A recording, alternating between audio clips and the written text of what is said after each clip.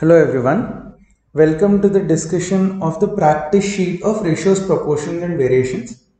You might have noted that there are three different exercises and hence we'll be doing this discussion over three different videos. In this video we are discussing the exercise 1 of the practice sheet of ratio, proportion, variation. The following two videos will be discussing exercises 2 and exercise 3 respectively. Now, exercise 1 contains 30 questions. Let's start with the first question of exercise 1. Find the number which has the same ratio to 5 by 9 as 2 by 7 has to 3 by 28. Now, the number that I need to find, let's say, is x. तो हमको क्या दिया हुआ है? x का 5 by 9 के साथ जो रेशियो है, find the number which has the same ratio to 5 by 9 as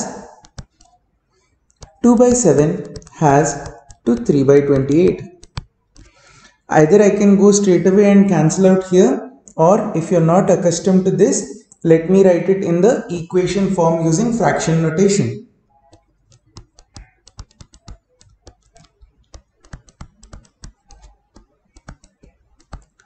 Which means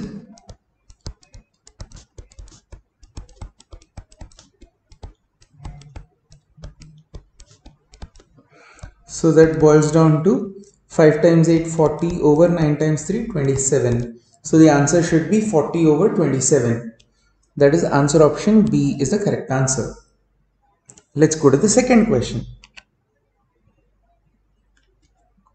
Find the mean proportional of 3 and 27. Now, I hope you remember what a mean proportion is. In a continued proportion, that is a proportion of three numbers A, B, C, let's say, wherein A is to B is the same as B is to C, or A upon B is equal to B upon C. The term B is called the mean proportional of A and C, and because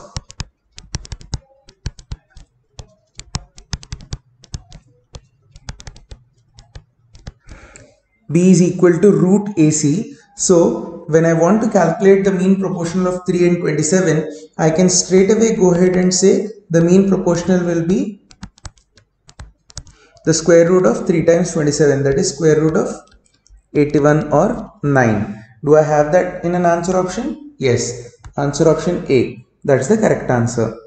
Let's discuss the third question. Now, we have a word problem here. What does this say? Ratio of present ages of Nitin and Shweta is 9:8. When they met 6 years ago, the sum of their ages was 39 years. Find their present ages. अब हमको present age का ratio दिया है, present age ही निकालना है. So I do not want to think about their ages 6 years ago as a variable. I am going to take the present age of Nitin as n and the present age of Shweta as s. Then Nitin की as 6 साल पहले रही होगी n-6 और श्वेता की as रही होगी s-6. Total age 39, which means n plus s equals 51. 39 plus 12, that is 51. At this point you can take up two approaches. One, you can go ahead and say कि नितिन और श्वेता के प्रेजेंट एजेस का ratio 9/8 है, means the numbers should be 9x and 8x. And because ages का sum 51 है, so 9x plus 8x is equal to 51. That is 17x is equal to 51 or x is equal to 3. Which means Nitin की present age 9x is 9 times 3 27 and Shweta की present age, that is 8x is equal to 8 times 3, that is 24. So the answers should be 27 and 24. However, there's a much easier way of going about the same type of questions. Notice, हमको नितिन और श्वेता की edges का ratio दिया है 9:8. So, जो उनका total as है 51, उस टोटल एज में से नितिन का कंट्रीब्यूशन क्या होगा? 9/9 plus 8 of 51. which I don't need to write like this. I can straight away write as 9 upon 17 of 51. So 17 cancels 51 3 times, 9 times 3 is 27. And likewise, Shweta ka contribution in total should be 8 upon 9 plus 8 of 51. ये मैं बार बार एक additional step सिर्फ आपके clarity के लिए लिख रहा हूँ. आप सीधे क्या लिख सकते हो, 8 upon 17 of 51, that is 24, and immediately you can get the answers. Remember, what is the concept that I am using? If two numbers are in the ratio A is to B, then the first quantity is A upon A plus B of total, whereas the second quantity will be B upon A plus B of the total. Let's say total being T. I hope it's clear. The correct answer being 27 and 24, answer option C.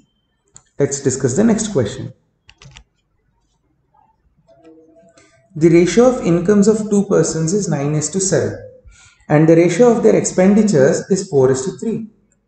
Each of them saves 2000 rupees per month.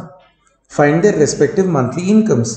ठीक है, दो लोग हैं, let's say A and B. इनके income के बारे में बात होगी, इनके एक्सपेंडिचर के बारे में बात होगी, और इनकी सेविंग्स के बारे में बात होगी. सेविंग्स दोनों की सेम है, 2000 रुपीज 2000 रुपीज. इनकी इनकम्स का रेशियो 9:7 है, so I will have to use a factor of multiplication. Let's say 9i 7i are their respective incomes. इनके expenditures का ratio है 4:3. I cannot take 4i and 3i here because common factor of multiplication का same होना जरूरी नहीं है. So I'll just take 4e 3e. Now income, expenditure और savings का relation क्या है? Income minus expenditure is equal to savings. So I can write an equation 9i minus 4e equals 2000. And 7i minus 3e equals 2000. Now this is the question on linear equations in two variables. I hope you know how to solve those equations. So I'll just quickly solve it for you and get you the answers. I is equal to 2000 and E is equal to 4000, which means the correct distribution is 9 times 2000, 18,000 is A's income, and 7 times 2000, that's 14,000 is B's income. Likewise, 4 times 4000, 16,000 is A's expenditure, and 3 times 4000, 12,000 is B's expenditure. Overall savings of A as well as B is 2000 each. Everything satisfying whatever we were given in the question, and therefore the answer 18,000, 14,000 as they have asked us the respective monthly incomes, which is given in answer option A. Answer option A being the correct answer. I hope this is clear to all of you. There is also another way of solving such questions which I will show you now. So let's say I didn't know the answer option was A. I know the ratio of incomes is 9:7 and ratio of expenditures is 4:3. Savings are 2000 per month for each of them. I want to find the the respective monthly incomes. तो जिस चीज का ratio 9:7 है वही चीज मुझे पता लगानी है कि वो क्या है. So जो आंसर होगा वो 9:7 के रेशियो में होना ही चाहिए, which means clearly answer option B is ruled out, answer option C is ruled out, answer option D is ruled out. सिर्फ दो ही आंसर्स हैं जिसमें 9:7 के रेशियो में इनकम्स दी हुई हैं. So I just think about it. 18,000 14,000 अगर इनकम्स हैं तो फिर 2000 की सेविंग के साथ एक्सपेंडिचर 16,000 और 12,000 होना चाहिए, which is in the ratio 4:3, which means this should be the correct answer either way. Now I don't need to check answer option E because I've already got an answer which is correct. Notice, हालांकि ये तरीका आसान बहुत है लेकिन आपको basics फिर भी आना ही चाहिए. I hope you understand both methods. Let's go to the next question. A bag contains coins amounting to 870 rupees in the denominations of 1 rupee, 50 paise and 25 paise in the ratio 3:5:7. Find the respective number of coins in each denomination. Fair enough. Let's just start with 1 rupee coins, 50 paise coins. So I'll just write it as and 25 paise coins. Number of coins का ratio दिया हुआ है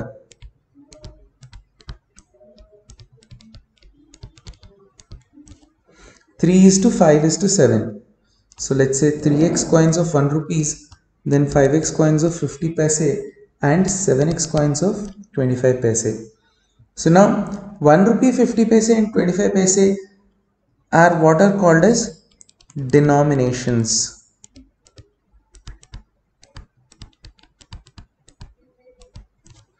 तो आप मुझे बताओ amount क्या होगा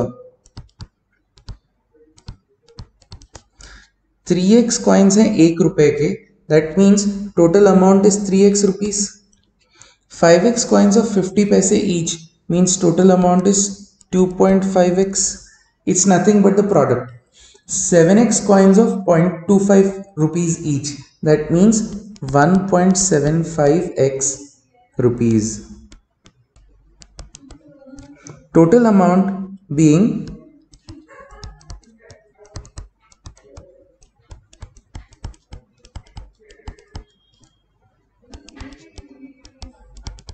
870 rupees. Now again it's a linear equation in one variable. I am sure you know how to solve it. I'll just quickly solve it for you and then we'll proceed. X equals 120. Now x is equal to 120 means that 3x is equal to 360, 5x 600, 7x 840, which means the correct answer should be 360, 600 and 840. Another way in which you could have solved the same question with greater ease would have been noticing which answer options are possible and which answer options are not possible. अब एक बात है कि इस answer options के case में सारे answer options are in the ratio 3:5:7. So basic elimination में तो कोई भी नहीं हट रहा, सभी का रेशियो 3:5:7 है. But still think about it, the number of 25 paise coins has to be a multiple of 4, तभी जाकर के जो टोटल अमाउंट होगा वो इंटीजर होगा. Likewise number of 50 paise coins should be a multiple of 2. At this point I am sure that some of you are thinking कि ऐसा भी तो हो सकता है कि 50 पैसे वाला कॉइन 1 हो और 25 पैसे वाले कॉइन 2 हो, तब भी तो इंटीजर नंबर ऑफ रुपीज हो सकते हैं. लेकिन अगर 50 पैसे वाले कॉइन्स इवन होंगे तो इससे इंटीजर रुपीज ही बनेंगे और फिर 25 पैसे वाले कॉइन्स को 4 का मल्टीपल होना ही पड़ेगा. नाउ नोटिस दैट सभी केसेस में 50 पैसे वाले कॉइन्स जो है वो इवन नंबर्स हैं. So in this case I can eliminate answer option E straight away and likewise I can also eliminate answer option D straight away. Why? Because इसमें number of 25 पैसे coins 4 के multiples नहीं थे. बाकी तीनों cases में 4 के multiples हैं, लेकिन फिर भी मैं B को eliminate कर सकता हूँ क्योंकि B में 25 पैसे coins में जो amount बनेगा वो होगा 175 रुपीस और 300 और 250 और 175 के लास्ट डिजिट का वैल्यू 5 होगा सम में. मतलब जो टोटल अमाउंट होगा वो 5 से एंड होगा, जबकि हमको जो टोटल अमाउंट चाहिए वो 870 होना चाहिए, विच मीन्स बी भी सही आंसर नहीं हो सकता. Among A and C you can quickly evaluate 240 rupees due to 1 rupee coins, 200 due to 50 paise and 140. ये वाला टोटल तो 870 के नजदीक भी नहीं पहुंच रहा, इसका मतलब ये भी आंसर नहीं हो सकता, which means definitely the correct answer should be answer option C. Whichever way suits you, but always remember, in order to be able to command ratio proportion variation properly, you should know the basics thoroughly. Let's go to the next question. 9,800 rupees is divided among A, B and C in such a way that the ratio of shares of A and B is 2:3 and ratio of shares of B and C is 4:5. Find the shares of A, B and C. Now A, B, C. A और B का ratio 2:3, B और C का ratio 4:5. कौन से column का data हमको पता है? हमको B का पूरा डेटा पता है. सो रो वाइज B की वैल्यू पेस्ट कर दो. ये खाली सेल है, ये खाली सेल है. इस रो में B की वैल्यू 4, इस रो में B की value 3. Therefore, what I need to do is 2 times 4 8, 3 times 4 12, 3 times 5 15. I hope ये कॉन्सेप्ट आपको बेसिक वीडियोस और क्लासेस में अच्छे से समझ आ गया था ऑलरेडी. तो मुझे क्या पता है कि ए, बी और सी का रेशियो क्या होना चाहिए? 8:12:15. नाउ 9,800 रुपीज में से ए का शेयर क्या होगा? 8/35 of 9,800. That's 28 times. Sorry, 280 times. So that gives you 2240. A का शेयर होना चाहिए 2240. Now only one answer option has 2240 as A's share, and therefore I can go ahead and mark A as the correct answer. However, let's also find out B और C का share respectively सही आ रहा है या नहीं.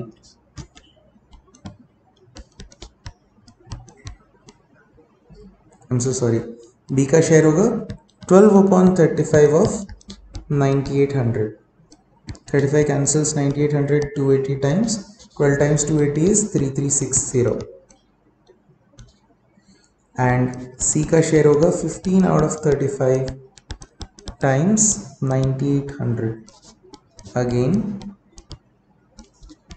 4,200. So the shares being 2240, 3,360 and 4,200, which is in answer option A. I hope method अच्छे से clear है. Let's go to the next one. Ratio of length and perimeter of rectangular plot is 1:3. And the ratio of breadth and perimeter of that plot is 1:6. What is the ratio of length and area of the plot? ठीक है. One way to solve this question is that we simply use the formula for length and perimeter and go ahead. The length perimeter equals 1/3. Breadth perimeter equals 1/6. So if I cross multiply and solve, I'll get 3L is equal to 2L plus 2B, meaning L is equal to 2B, and here I get 6B equals 2L plus 2B. Therefore 2L is equal to 4B or L is equal to 2B. In effect, both are giving me the same answer.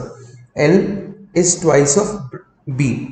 But मुझे ratio length और breadth का नहीं निकालना है, मुझे ratio निकालना है length और एरिया का. वेल, लेंथ और एरिया का रेशियो मतलब 1/ब्रेड्थ. 1/B निकालने के लिए I have no way, because I don't know the value of B. B की वैल्यू जब तक नहीं पता तब तक आंसर क्या होगा? Can not be determined. So one way to solve this question is this. Another way to solve this question is, if you recall अपने previous classes से, you would see कि जब हमको A/B अगर 2/3 दिया हुआ है तो we can find 2A plus 3B upon 4A plus B type के ratios. We can also find 2A square plus 3AB upon 4AB plus 5B square type के ratios. But we can't find ratios like 2a upon 3b square. Why? Because the numerator and the denominator do not have the same power of the variable. Notice that even in this case length और perimeter दोनों centimetre वाले unit वाले numbers हैं और breadth of perimeter again centimetre वाले unit वाले numbers हैं, पर जो क्वेश्चन में पूछा है लेंथ एंड एरिया वो सेंटीमीटर और सेंटीमीटर स्क्वायर वाला पेरीमीटर है. तो जब तक मुझे फैक्टर ऑफ मल्टीप्लिकेशन नहीं पता, यानी कि ए और बी का रेशियो अगर 2:3 दिया है पर ए की वैल्यू 2x होगी और बी की वैल्यू 3x होगी, तो जब तक मुझे x निकालने के लिए कोई डेटा नहीं दिया तब तक ऐसे किसी भी क्वेश्चन का आंसर मैं नहीं निकाल सकता. ये चीज़ मुझे पहले से अगर पता है तो मैं सीधे बोल सकता था कि इस क्वेश्चन का आंसर क्या होगा, can not be determined. Let's go to the next question.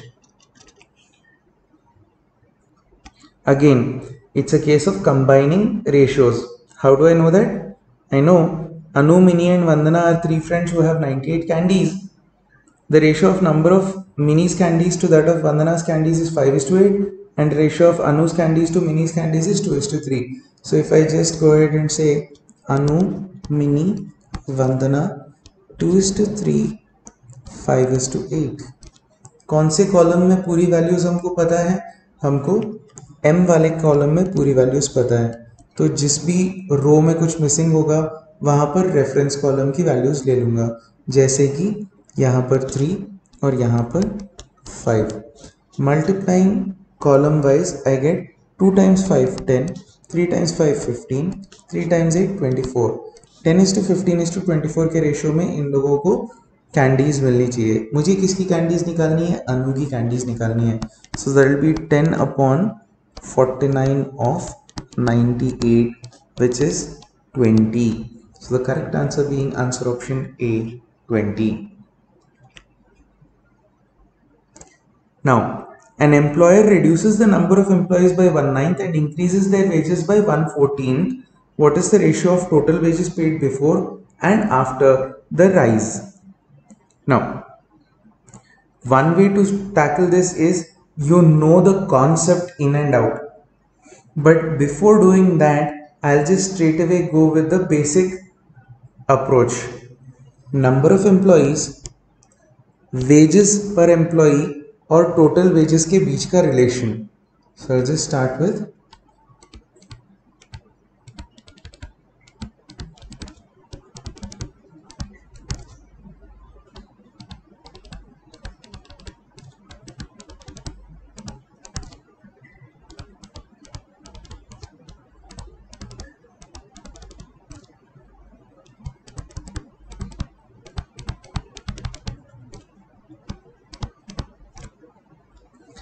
Employer ने नंबर ऑफ एम्प्लॉयज़ को रिड्यूस कर दिया 1/9.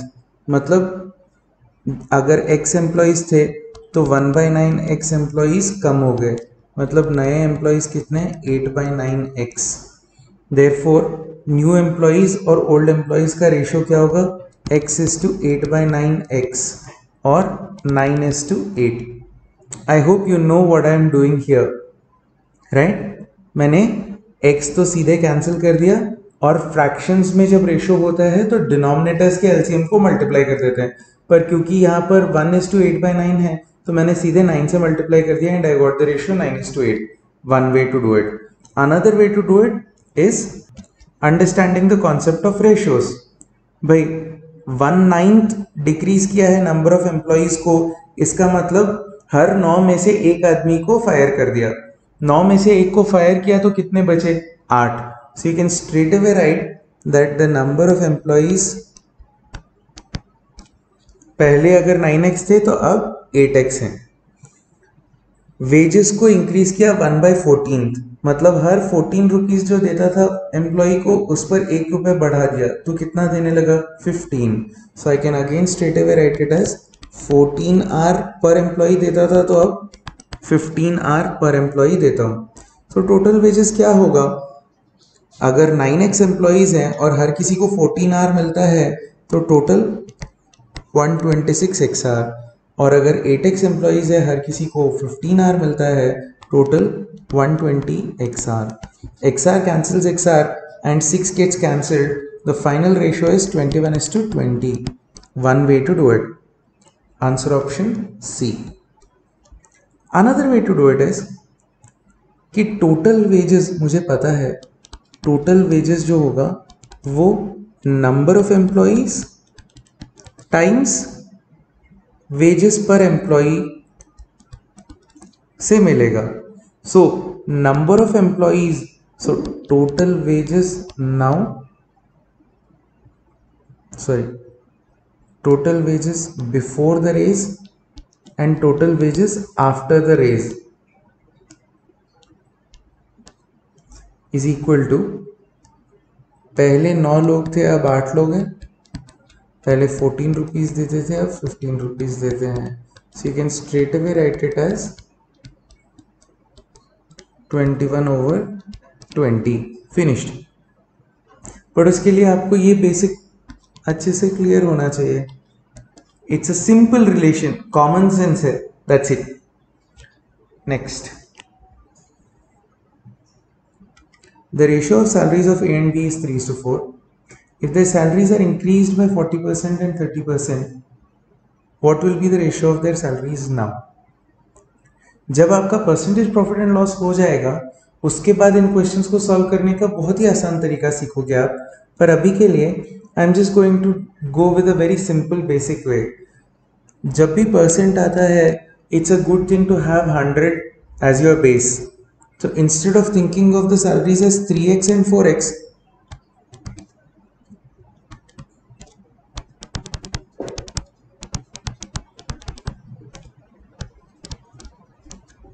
I'll think of their salaries as 300x and 400x.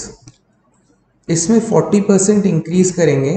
अच्छा, 300 का 40%, 300 का 40% होता है 120.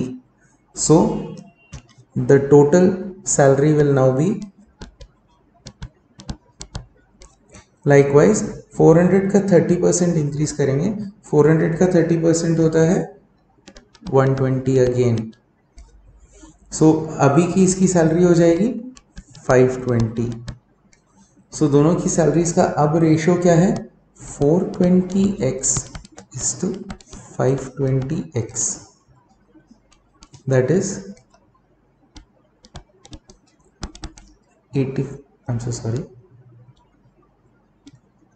that is 21:26 answer. Now this is one way to solve it, the very basic method.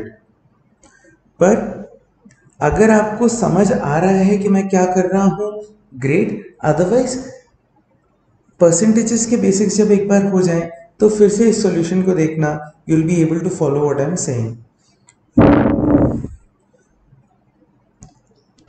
ए और बी की नई सैलरीज का रेशियो, मतलब ए की पुरानी सैलरी 3 के लिए बी की पुरानी सैलरी थी 4.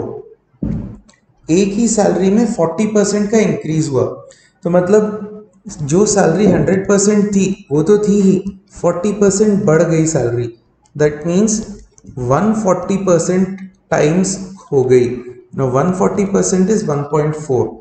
So I'm just going to multiply 1.4 here and 1.3 here.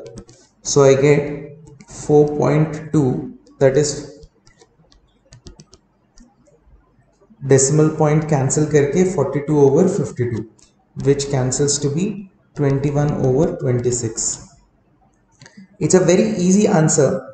What I'm just trying to say is, हो सकता है कि आपको immediately पूरा नहीं समझ आया हो कि मैंने 1.4 क्यों मल्टीप्लाई किया, 1.3 क्यों मल्टीप्लाई किया. अगर समझ आ गया तो इससे बढ़िया बात कोई नहीं है, ग्रेट. नहीं समझ आया तो एक बार परसेंटेजेस का वेट करो. जब आपका परसेंटेज का क्लास हो जाए फिर आप खुद ही इस क्वेश्चन को ट्राई करना. It will be a very easy question and a very fast solution. Next question.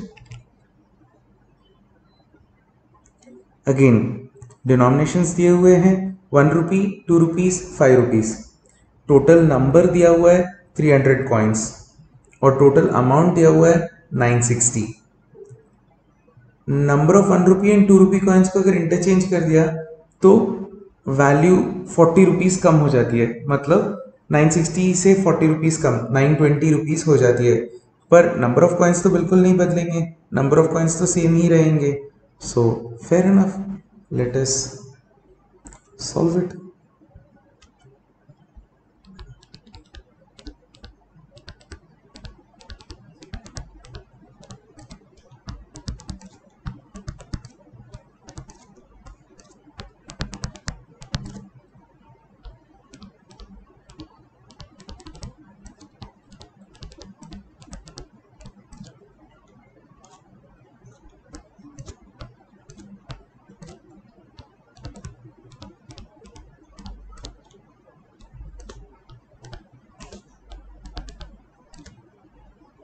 So I can write an equation.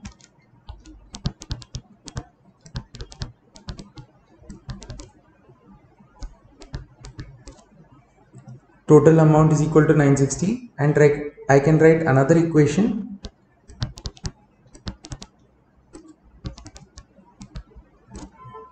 Total number of coins is 300. From this, when I subtract, I'll get an equation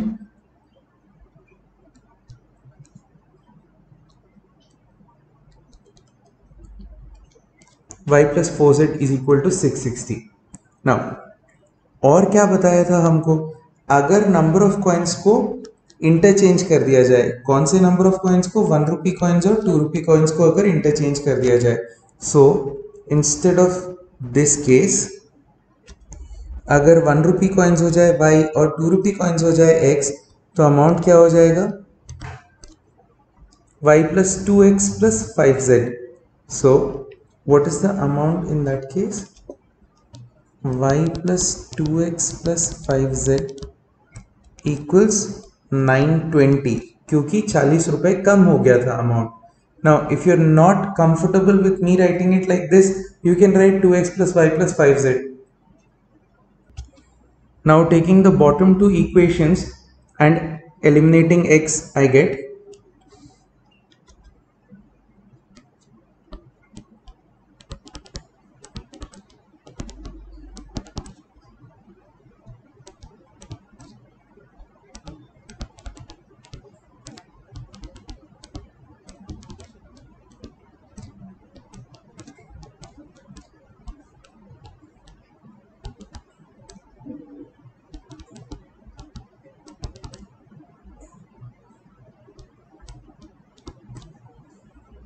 using it with the equation that I already had in terms of y and z, I get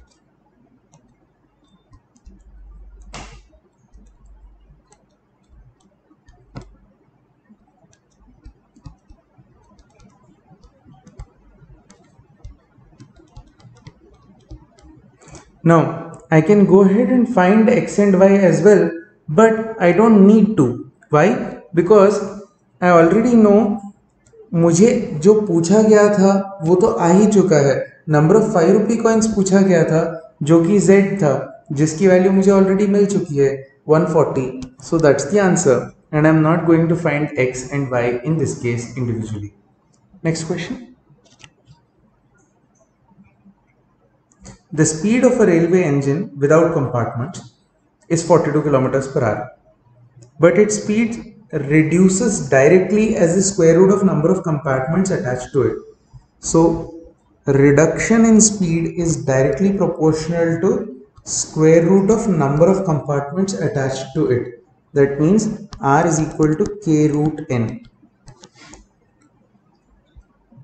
The engine speed is 24 kilometers per hour, तो 42 से 24 हो गया, मतलब reduction कितना आया, 18 kilometers per hour with 9 compartments attached. That means k root 9. You solve this, you get k is equal to 6.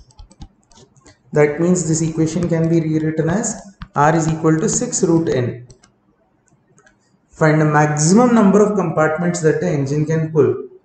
भाई ज़्यादा compartments खींचेगा तो उसकी स्पीड और कम होती चली जाएगी.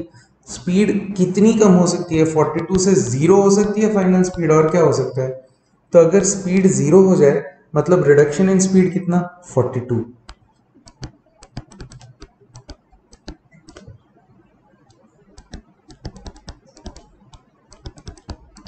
मतलब 49 कंपार्टमेंट्स अगर लगा दिए तो स्पीड 0 हो जाएगी, लेकिन अगर स्पीड 0 हो जाएगी मतलब इंजन पुल नहीं कर पाएगा। तो इंजन पुल कर पाए इसके लिए तो 49 कंपार्टमेंट्स नहीं लगा सकते। तो कितने कंपार्टमेंट्स लगा सकते हैं? ज़्यादा से ज़्यादा मैक्सिमम नंबर आप 48 तक लगा सकते हो। कैसे तो भी खींच लेगा वो, 49 लगा दिए तो स्पीड 0 हो जाएगा। Next question,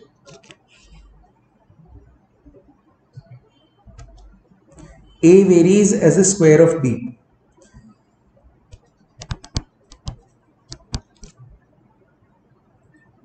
I'm so sorry. A varies inversely as the square of B.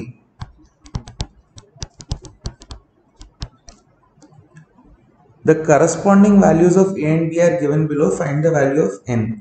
एक तरीका, A is equal to K upon B square. तो n is equal to K upon 5 square, that is 25. That means K is equal to 25n. And substituting, I can rewrite this equation as A is equal to 25n over B square. Now जब A n plus 1 है तो B 4 है, so 4 square 16. So I get 16n plus 16 equals 25n, or 9n equals 16. n is equal to 16 by 9 और 1 and 7 by 9. एक तरीका solve करने का। 1 and 7 by 9 मतलब सही आंसर D, 1 and 7 by 9। एक और बहुत ही आसान तरीका, अगर आपको पता है इनवर्स प्रोपोर्शन का मतलब, इनवर्स प्रोपोर्शन का मतलब क्या होता है? Product constant. किन का product constant? A varies inversely as the square of B, तो ए और बी स्क्वायर का प्रोडक्ट कांस्टेंट है। ए और बी स्क्वायर का प्रोडक्ट कांस्टेंट मतलब I can straight away write it as n into 5 square is equal to n plus 1 into 4 square. So 25n equals 16n plus 16. इतना सब drama करने की ज़रूरत नहीं है, सीधे n is equal to 16 by 9 और 1 7 by 9 आ जाएगा। पर कब? जब आपको बेसिक अच्छे से क्लियर है। डायरेक्ट प्रोपोर्शन मतलब रेशियो कांस्टेंट, इनवर्स प्रोपोर्शन मतलब product constant, remember that. The force of attraction between two bodies of mass m1 and m2 varies directly as the product of their masses and inversely as the square of distance between them. तो एक मास m1 मान लेता हूँ, एक मास m2 मान लेता हूँ और distance between the bodies r मान लेता हूँ। तो ये क्वेश्चन क्या बोल रहा है? Force of attraction is directly proportional to product of masses and inversely proportional to square of distance. So then we can write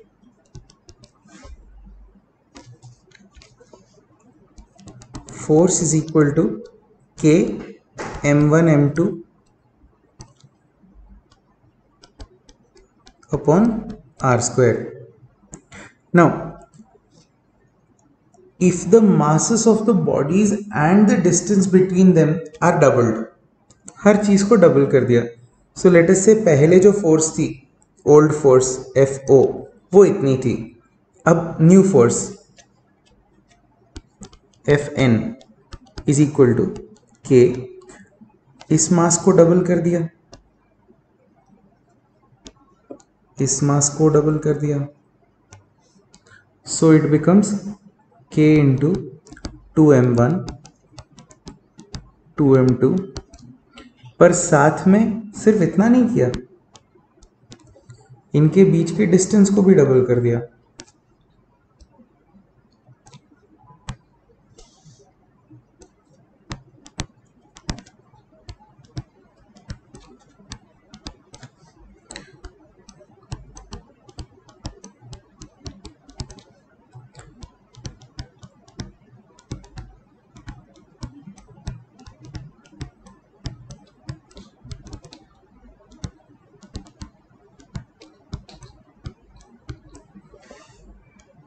ये तो ओल्ड फोर्स के बराबर है, which means new force and old force are the same.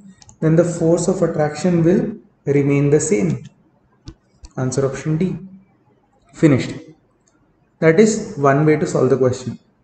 Another way is to understand मास इससे directly proportional है, तो mass double हुआ तो डबल हो गया, दूसरा मास भी डबल हुआ तो और डबल हो गया फोर्स, और इन्वर्सली प्रोपोर्शनल है डिस्टेंस के, तो m1 m2 का मल्टीप्लिकेशन फैक्टर अपॉन r के मल्टीप्लिकेशन फैक्टर का square, so that is 1. So the number of times that it will become will still be 1 and hence will remain the same. Tanya and Sanya decided to invest some money in the ratio 7:6 for the same period in a business. At the end of the year, 20% of the profit was given to old age home. ठीक है. Out of the remaining profit, 50% was to be reinvested as capital, and the remaining profit was to be divided in the ratio of their capitals. If the difference in their shares is 4400, what was the total profit? So let us first understand, क्योंकि बहुत सारी चीज़ें हो रही हैं, let's make a mental map of what all things are happening. Profit आया, profit में से सबसे पहले तो 20% ओल्ड एज होम को दे दिया,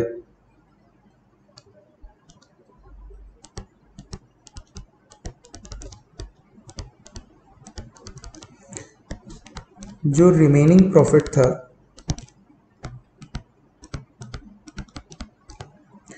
80%, उसमें से 50% को रीइन्वेस्ट करना था. 80% का 50%, 40% of total. Let's say total is 100%, then 40%. Why 40%? 50% of 80% is 40%.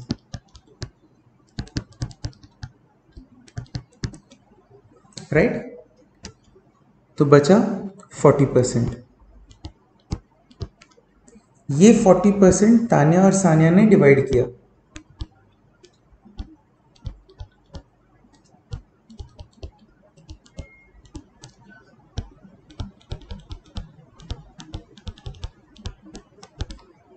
Seven is to 6 के रेशियो में, मतलब इसको 7x मिला तो इसको 6x मिला, तो इनके शेयर्स का जो डिफरेंस होगा वो कितना होगा? x. वो दिया है 4400, तो फिर टोटल कितना हुआ ये? 13x. 13x का वैल्यू निकाल सकता हूं मैं. If x is equal to 4400, then 13x will turn out to be 57,200.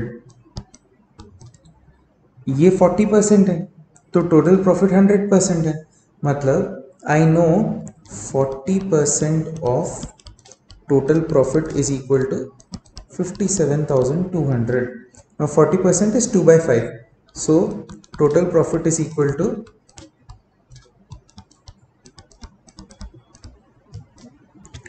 which means total profit is 1,43,000. Answer option C. I hope this is clear to all of you. One way to understand it. Another way, though this is not something which I want you to keep thinking about all the time, the basic method is this.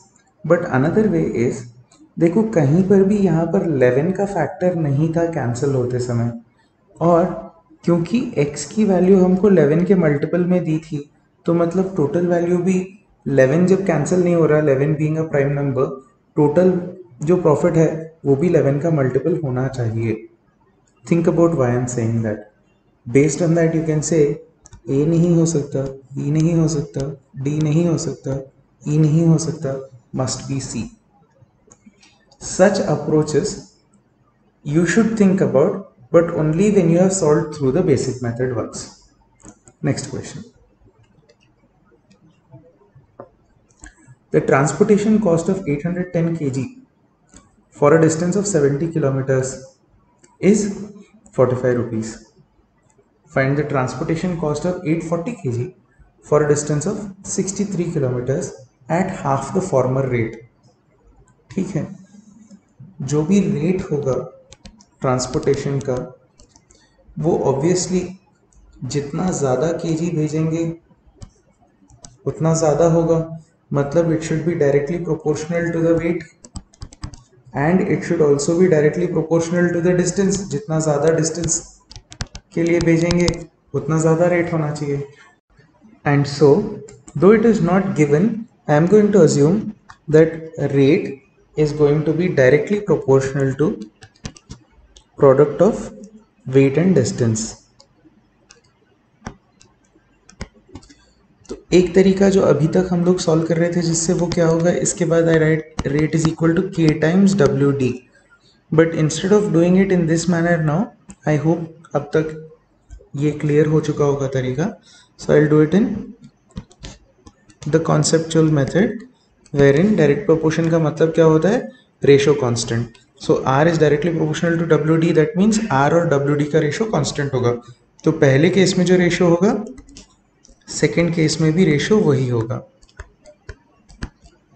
पहले case में हमको rate क्या दिया था 45 rupees, wait क्या दिया था 810, distance 70 kilometres.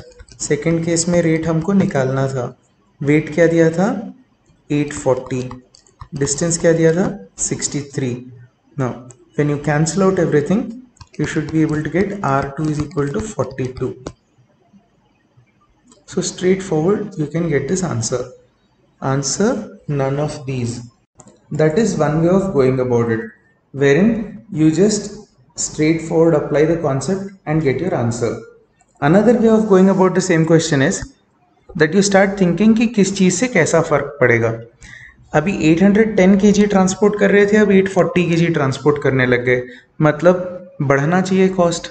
तो 45 into 840 kg instead of 810 kg बढ़ जाएगा कॉस्ट इससे. अच्छा, पहले कितना डिस्टेंस ट्रांसपोर्ट कर रहे थे 70, अब कितना करना है 63, कम डिस्टेंस करना है मतलब कॉस्ट कम हो जाएगा. So that should be 63/70. Now this is 28/27, this is 0.9, 0.9 cancels 27 30 times and I am left with 14/15. 14/15 of the original cost which is 45, therefore the cost should be 42. Another very easy way to get the answer. इसके लिए आपको proportion के concepts clear होने चाहिए. Next question. A is working and B is a sleeping partner in a business. A invests 12,000 rupees, B invests 20,000 rupees. A receives 10% of the profits for managing, the rest being divided into the ratio of capitals. Out of a profit of 9,600 rupees, the money received by A is how much? एक चीज़ तो ये है कि मुझे पता है profit 9,600 है, sorry profit 9,600 है,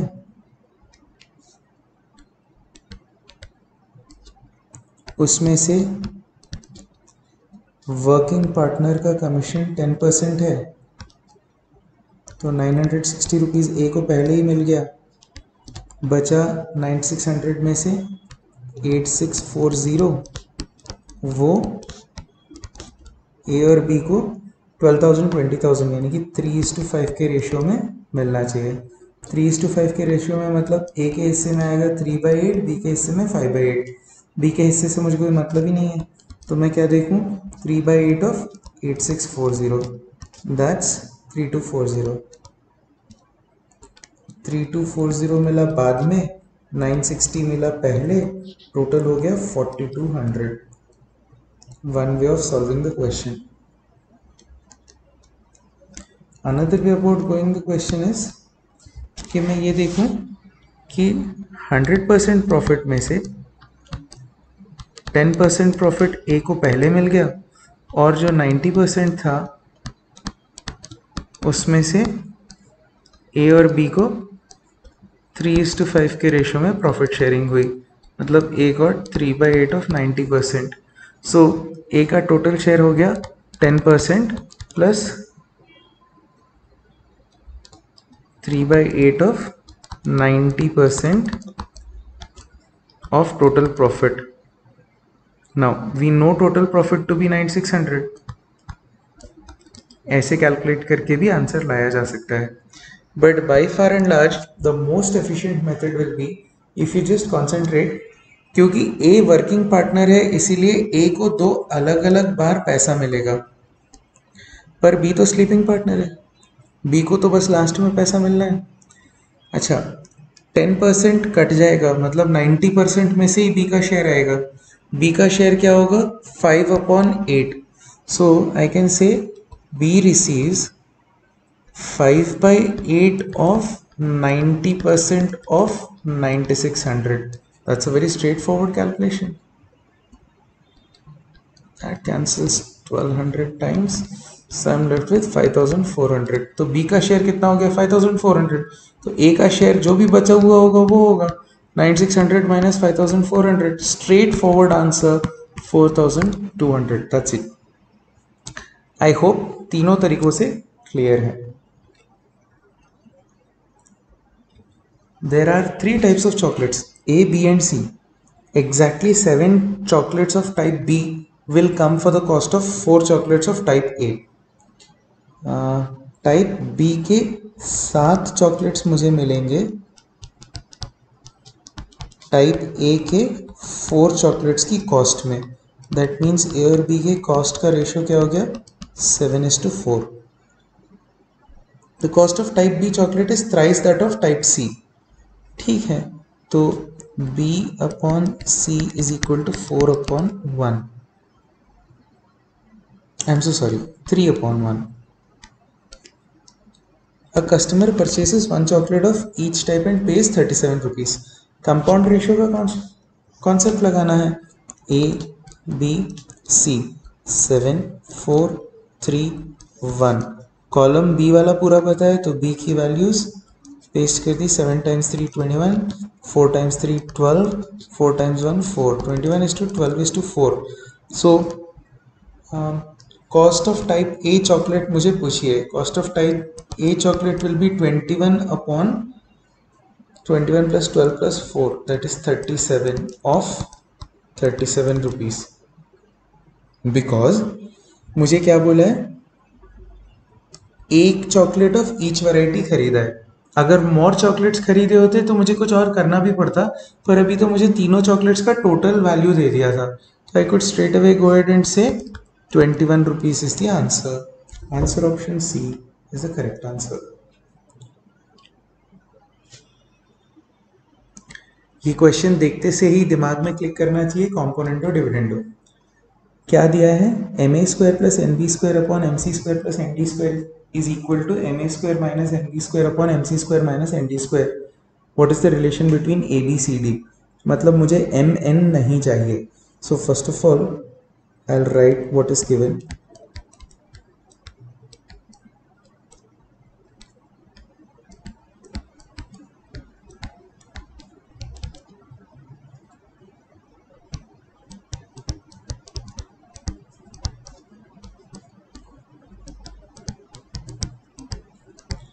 Now many of you may think कि मैंने वो चीज़ नहीं लिखी है जो दी गई थी, बट आई एम श्योर कि अगर आप इसको एक बार लिख ही लोगे तो क्रॉस मल्टीप्लाई करते से आपको समझ आ जाएगा कि मैंने क्या किया है, राइट?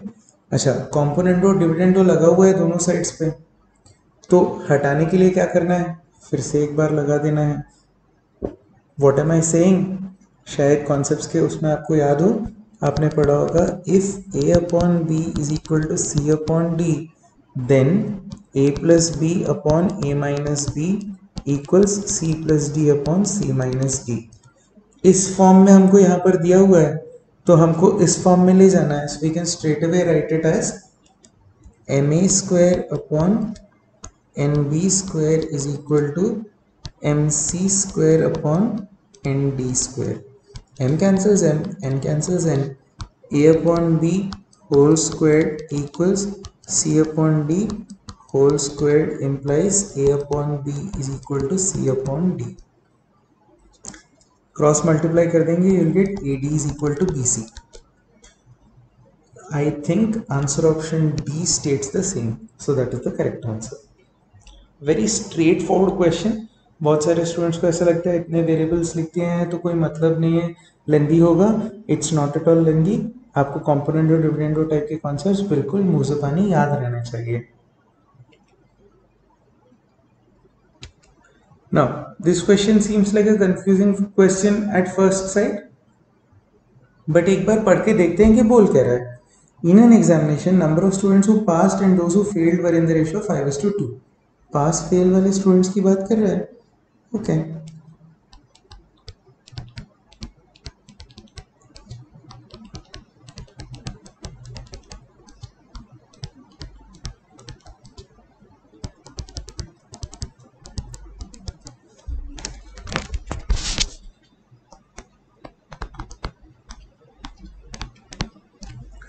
पहले पास और फेल वाले जो स्टूडेंट्स थे उनका रेशियो था 5:2. तो 5x और 2x मान लेता हूँ. तो टोटल स्टूडेंट्स कितने रहे होंगे? 7x. Had 25 more students appeared, मतलब अपीयर्ड स्टूडेंट्स हो जाते 7x plus 25 and 5 less passed. तो 2x भी नहीं पास, सॉरी 5x भी पास नहीं हुए. 5x माइनस 5 स्टूडेंट्स पास हुए. तो it is not at all difficult to find out this value, क्योंकि 7x plus 25 minus 5x minus 5 you will get 2x plus 30 here. The ratio of passed and failed students would have been 3:2. तो अभी पास कितने हैं? 5x minus 5 upon 2x plus 30 failed is equal to 3:2. So cross multiply and solve, you get a linear equation in one variable. The solution will be x is equal to 25. पूछा क्या है? Find the total number of students who appeared in the examination. तो ये वाला case पूछ रहा है या ये वाला केस पूछ रहा है? Remember, ऐसा बोला है had 25 more appeared, ऐसा हुआ होता तो क्या होता. So it's more of a hypothetical condition. So ऐसा हुआ नहीं है, हुआ तो ये है. तो कितने लोग अपीयर हुए? 7x. 7x माने 175. Answer 175. Option A. Let's go to the next question. X upon A is equal to y upon B is equal to z upon C. Then ax minus by upon a plus b times x minus y plus by minus cz upon b plus c times y minus z plus cz minus ax upon c plus a times z minus x is equal to what?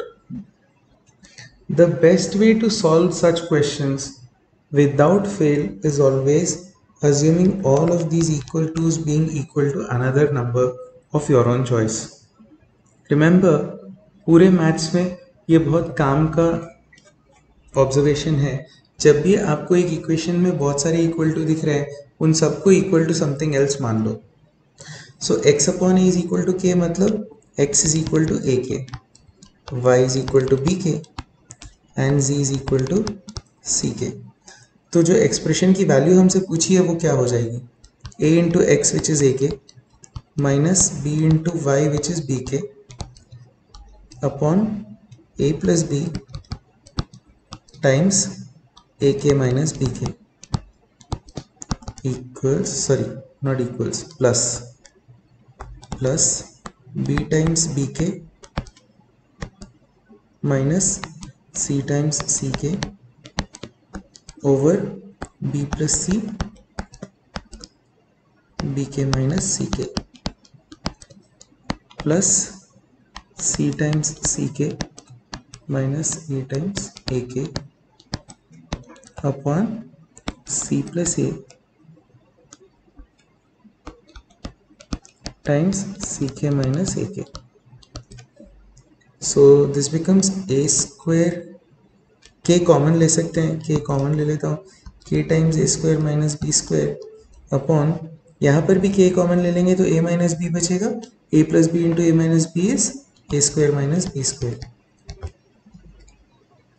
Plus k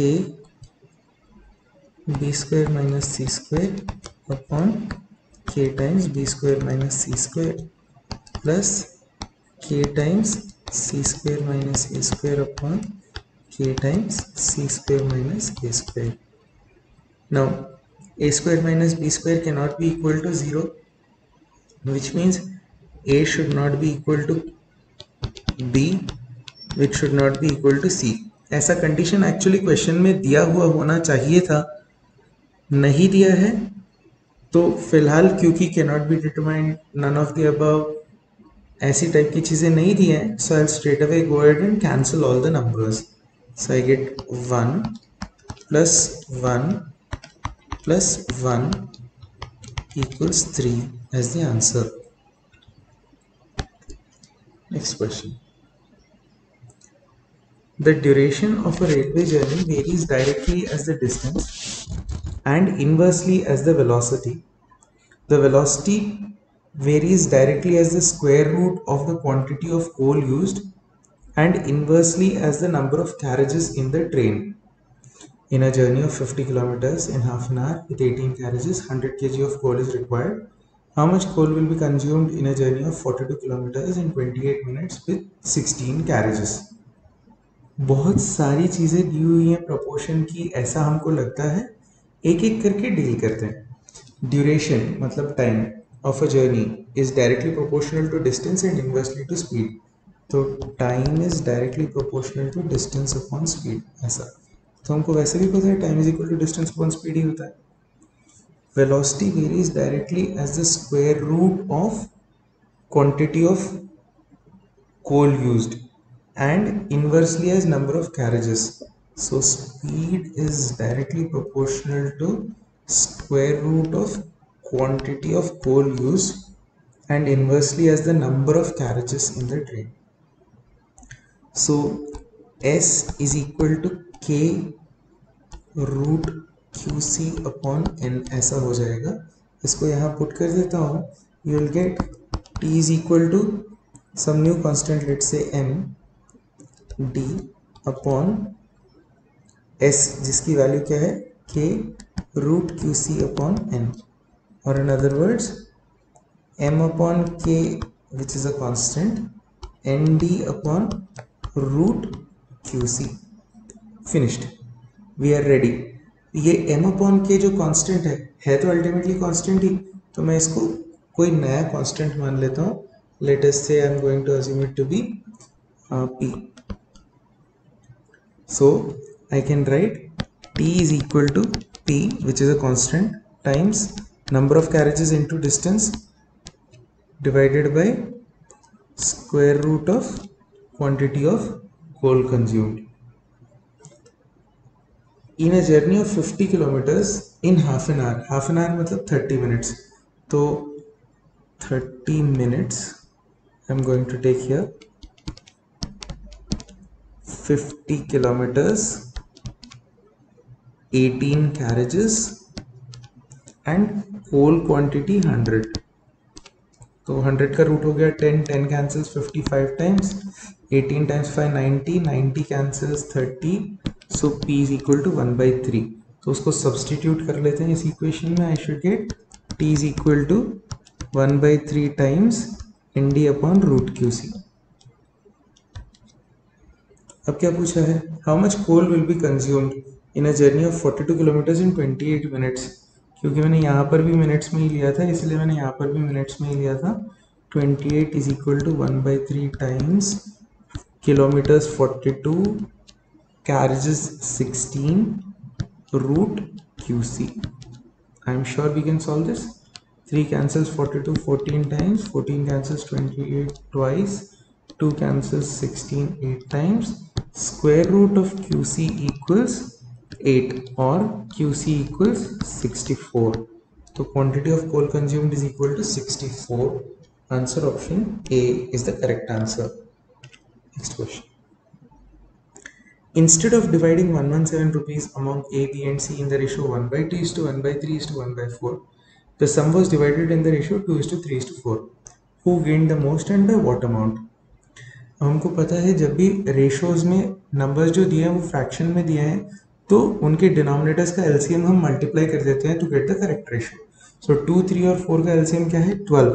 so I multiply 12 times half, 12 times a third and 12 times a fourth. मतलब सही में ratio होना चाहिए था 6:4:3, जबकि ratio क्या हो गया 2:3:4. ऐसा देखने में तो लग रहा है, देखो ज़रूरी नहीं है जो देखने में लगे वो सही हो. क्यों? क्योंकि यहाँ टोटल 13 पार्ट्स है, यहाँ टोटल 9 पार्ट्स है. पर ऐसा देखने में तो लग रहा है कि 6 से 2 हो गया मतलब ए का शेयर कम हुआ होगा, 4 से 3 हो गया मतलब बी का शेयर सेम रहा होगा, कम हुआ होगा, ऐसा ही कुछ रहा होगा, बहुत ज़्यादा फर्क नहीं आया होगा. पर सी के शेयर में विजिबली दिख रहा है कि इंक्रीज है.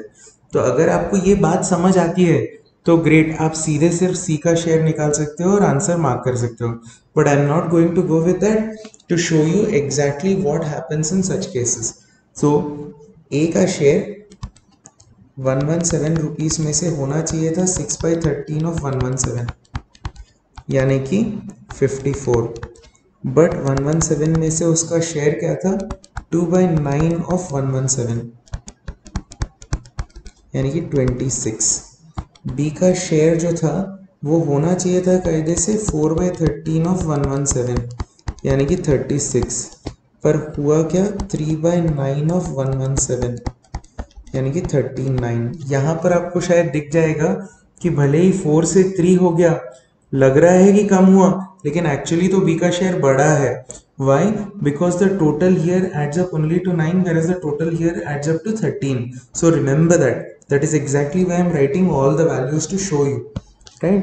C का शेयर होना चाहिए था 3/13 ऑफ 117 यानी कि 27, बल्कि उसका शेयर हो गया 4/9 ऑफ 117 यानी कि 52. 27 से 52 हो गया मतलब गेन हुआ, कितने का गेन हुआ 25 रुपीज़ का गेन हुआ. So C gained by 25 rupees. Answer option D is correct answer. Assume that the rate of consumption of coal by a locomotive varies as the square of speed. The rate of consumption varies as square of speed and is 1000 kg per hour when the speed is 60 kilometers per hour. ठीक है, rate of consumption of coal varies as the square of speed. That means RC is equal to KS square and it is 1000 kg per hour. कितना consume हो रहा है 1000 kg per hour when the speed is 60. So I can write something like this and get K is equal to 5/18, or I can rewrite this equation as RC is equal to 5/18 S square. If the coal costs the railway company 15 rupees per 100 kilograms, 15 rupees पर 100 kilograms मतलब पर KG निकाल लेता हूँ मैं. 15 rupees पर 100 kilograms मतलब 15 पैसे per kilogram.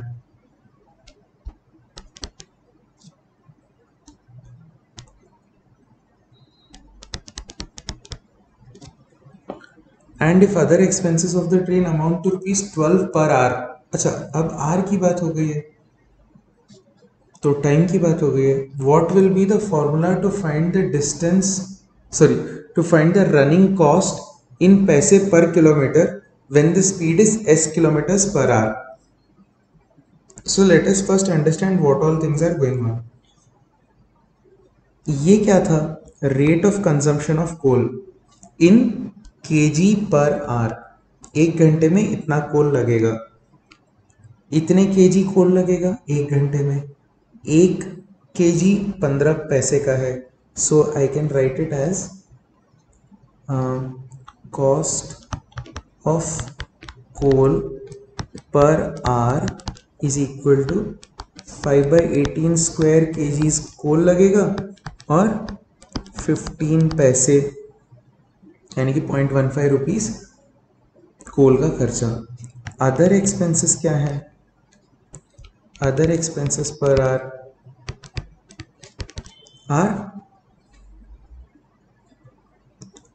12 rupees per hour. तो टोटल एक्सपेंसेस कितना हो जाएगा?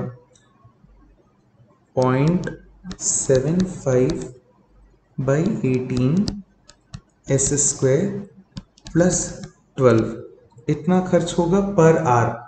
पर हमको अच्छा कॉस्ट निकालना है पैसों में, तो I will just multiply this with 100, तो अब पैसे हो जाएंगे। पर किलोमीटर निकालना है, पर आवर नहीं निकालना है हमको, पर किलोमीटर निकालना है। When the speed is S, तो 1 किलोमीटर चलने के लिए कितना टाइम लगेगा, अगर मैं ये पता लगा लूँ आवर्स में, तो उतने टाइम में ये मल्टीप्लाई कर दूंगा, because we already have the cost in rupees per hour. अगर इसमें नंबर ऑफ आवर्स मल्टीप्लाई कर दूं तो मेरा कॉस्ट रुपीस पर किलोमीटर में आ जाएगा, राइट। 1 किलोमीटर के लिए कितने आवर्स लगते हैं, तो मुझे पता है टाइम चाहिए किसके लिए, distance 1 kilometre, speed s, 1/s time लगेगा। सो 1/s आवर्स में हम लोग 1 किलोमीटर कवर कर लेंगे। So using that I multiply 1/s hours का खर्चा मुझे निकालना है। So I'll just clean this space up a little bit so that we can use it. So I get 100 times 0.75, that is 75 s square upon 18s plus 1200 upon s. So that becomes 75s over 18 plus 1200 upon s. Does any answer option look like this? Yes, answer option C is the same. So that is the correct answer. Next question. In a cricket match for a batsman, the ratio of runs scored and balls faced is 3:4. Runs scored और balls faced का ratio है 3:4 for the first 100 balls. अच्छा, balls तो दिए ही हुए हैं, तो runs scored और बॉल्स फेस्ड का रेशो 3:4 है, पर बॉल्स फेस्ड कितनी है 100, तो runs scored 4 into 25 balls faced हो गई, तो 3 into 25 रन स्कोर्ड 75 होने चाहिए। What should be the ratio of balls faced to run scored in the next 100 balls, उल्टा रेशो पूछा है। What should be the ratio of balls faced to run scored in the next 100 balls if he wants to make the runs and balls equal. अब मैं पहले run scored two balls faced देख लेता हूँ और उसके बाद फिर we'll invert the ratio. तो लेट अस से और x बॉल्स उसको खेलनी पड़े, अच्छा नहीं, नेक्स्ट 100 बॉल्स की बात कर रहा है, x बॉल्स नहीं, उन्होंने ऑलरेडी दिया है कि कितनी बॉल्स खेलनी है 100, यानी कि 200 हो जाएंगी बॉल्स फेस्ड, और रन्स और बॉल्स को इक्वल रखना है, मतलब ये भी 200 करना है, तो 75 में 200 बनाने के लिए कितना ऐड करना पड़ेगा 125, और यहाँ तो 100 है ही, तो बॉल्स फेस्ड और रन स्कोर्ड का रेशो निकालना था, याद है, बॉल्स फेस्ड और रन स्कोर्ड का ratio 100:125, that is 4:5, that's your answer, 4:5. Finished. Next question. Which of the following cannot be the ratio of broken mirrors to unbroken mirrors if a carton containing 12 mirrors is dropped? Broken और unbroken का ratio कौन सा नहीं हो सकता? अगर 12 mirrors गिरा दी गई, 12 में से कुछ टूटेंगी कुछ नहीं टूटेंगी, रेशो 1:1 हो सकता है क्या? Let's check. हाफ मिरर्स टूट जाएं, हाफ मिरर्स ना टूटे, हो सकता है, यहाँ तो कोई प्रॉब्लम नहीं लग रही मुझे। अच्छा, क्या ये रेशो 1:3 हो सकता है, यानी कि 1/4 मिरर्स टूट जाएं और 3/4 मिरर्स ना टूटे, हो सकता है। मुझे 3 और 9 में भी कोई प्रॉब्लम नहीं लग रहा है, मुझे समझ नहीं आ रहा प्रॉब्लम आएगी कहाँ, but anyway let's go on. 1:2 हो सकता है क्या, मतलब 1/3 टूट जाएं और 2/3 ना टूटे, दैट इज 4/8, बिल्कुल हो सकता है। 3:2 हो सकता है क्या? यानी कि 3/5 टूट जाए और 2/5 ना टूटे। ये नहीं हो सकता because 3/5 of 12 is not an integer, so the number of broken mirrors can not B 7.2 and unbroken mirrors 4.8। अच्छा, ये प्रॉब्लम था, विच मीन्स कौन सा नहीं हो सकता मेरा रेशो? 3:2 नहीं हो सकता। आप चाहो तो चेक कर लो, जैसे 1/2 हो सकता है ऐसे 2/1 भी ये रेशो पॉसिबल है। तो but if you would have understood the concept thoroughly, you just had to check कि कौन से दो नंबर्स का जो सम है वो 12 का फैक्टर नहीं है। सो in this case 1 + 1 2 is a factor of 12, 1 + 2 3 is a factor of 12, 3 is a factor of 12, 4 is a factor of 12, 5 is not a factor of 12, right? Now many of you I am sure would think कि ऐसा question cat में थोड़ी आता है, ये सब practice करने का क्या मतलब है? पिकअप कैट 2006 का पेपर एंड चेक, एक क्वेश्चन रेशियोज का था जो एग्जैक्टली ऐसा ही था। What I am trying to say is basic concepts पर भी चेक करते हैं वो आपको। So you know, brace up your basic concepts thoroughly, practice them well. Next question. A balloon can go up in the air at the rate of 24 kilometers per hour and its speed diminishes by a quantity which varies as the square root of number of stones attached to it. ये railway engine type का question है। Speed diminishes by a quantity, मतलब reduction of speed is directly proportional to square root of number of stones. We have just done a question like this with 4 stones, its speed is 20 kilometers per hour। तो 24 से 20 हो गया, मतलब speed कितना कम हुआ? 4। कब? जब 4 stones अटैच करे थे, मतलब k is equal to 2, which means r is equal to 2 root n। maximum number of stones with which the balloon can go up in the air। तो अगेन मैक्सिमम स्पीड कितनी reduce हो सकती है? 24 से 0 हो सकती है स्पीड, मतलब 24 kilometre per hour speed reduce हो सकती है। So 24 is equal to 2 root n, n is equal to 144। पर अगर 144 स्टोन्स लगा दिए तो स्पीड 0 हो जाएगी, मतलब वो बलून उड़ेगा ही नहीं। लेकिन can go up in the air के लिए एक कम स्टोन लगाना पड़ेगा, मतलब 143 stones. Answer option A is the correct answer. Next question. A bag contains 25 paise, 10 paise and 5 paise coins in the ratio 1:2:3. I am sure by now you are thoroughly acquainted with the method. So denominations का ratio 25, 10, 5 और number of coins का ratio 1, 2, 3।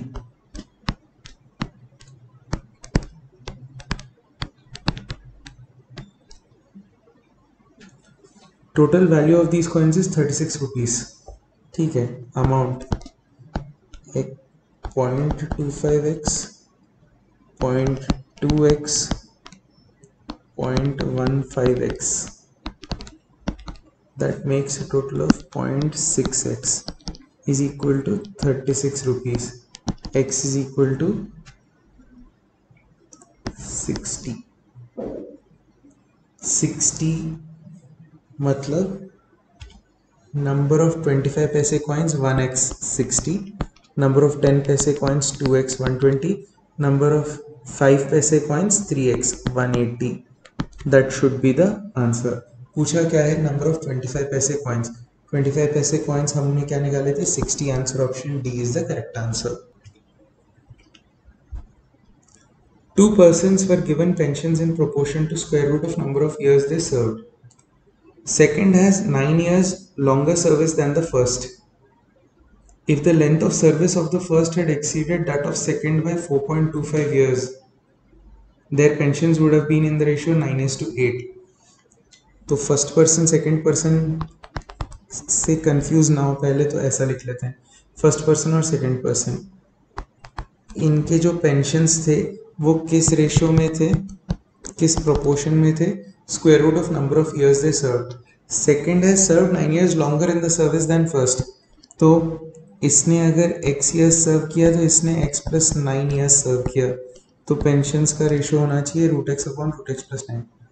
लेकिन क्या बोला है?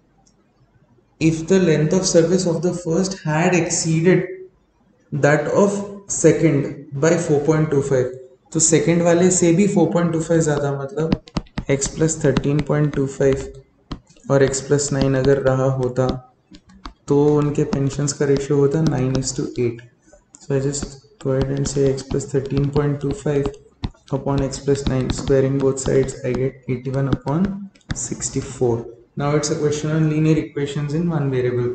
I am sure you can solve it. I'll just solve it and say that x is equal to 7. x is equal to 7 मतलब हमें क्या पूछा था? How long have they served? x and x plus 9. 7 and 16 years. That means answer option B is the correct answer. Next question. The last question of the sheet. Prabodh gave a portion of his money to Subodh. Subodh in turn gave 1/3 of what he received to Amal, who gave half of what he received to Prabir. Prabir got 5 rupees. How much did Prabodh have? अब देखो बहुत सारे लोग हैं, मैं नाम लिख लेता हूँ पहले. आपको ऐसा लिखने की ज़रूरत नहीं है. If you are clear with the concept, you can go straight away and solve the question.